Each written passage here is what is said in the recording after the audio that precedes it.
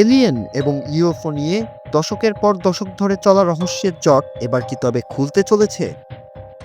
মার্কিন president Donald ট্রাম্পের সাম্প্রতিক এক ঘোষণায় তোলপাড় শুরু হয়েছে বিশ্বজুড়ে। তিনি মার্কিন প্রতিরক্ষা দপ্তর সহ সব ফেডারেল সংস্থাকে নির্দেশ দিয়েছেন মহাকাশের অসনাক্ত উড়ন্ত বস্তু বা ইউএফও এবং ভিনগ্রহের প্রাণী সংক্রান্ত দীর্ঘদিনের গোপন সব নথিপত্র জনসম্মুখে আনার জন্য।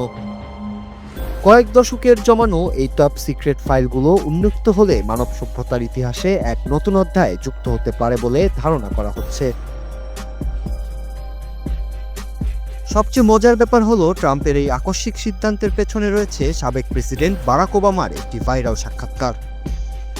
ওবামা একটি পডকাস্টে জানিয়েছিলেন যে এলিয়েনরা বাস্তব, যদিও তার সময়ে কোনো প্রমাণ মেলেনি। ওবামার এমন মন্তব্যকে ভুল এবং গোপনীয়তার লঙ্ঘন বলে সমালোচনা করে ট্রাম্প ঘোষণা করেন যে ওবামা যে আংশিক সত্য বলেছেন তিনি তা পুরোপুরি জনগণের সামনে নিয়ে আসবেন।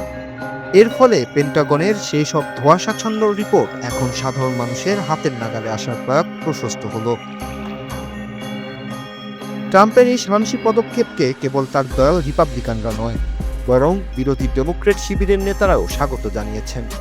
কংগ্রেসের ইউএপি টাস্ক ফোর্স থেকে শুরু করে প্রভাবশালী সিনেটররা পর্যন্ত বলছেন মহাবিশ্বের এই রহস্য সম্পর্কে সত্য জানার অধিকার সবার রয়েছে।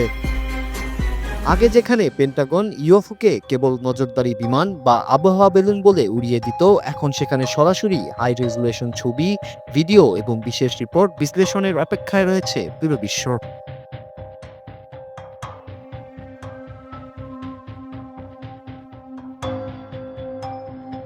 তবে কি শেষ পর্যন্ত সত্যি এলিয়েনদের অস্তিত্বের অকাট্য প্রমাণ মিলবে, নাকি এটি কেবল এক রাজনৈতিক চাঞ্চল্য?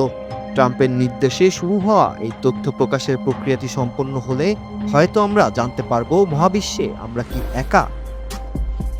আপাতত ট্রুথ সোশ্যালে দেওয়া ট্রাম্পের সে পোস্ট এবং আসন্ন নথিপত্রগুলোর দিকে তাকিয়ে আছে বিশ্বের কোটি কোটি কৌতূহলী মানুষ।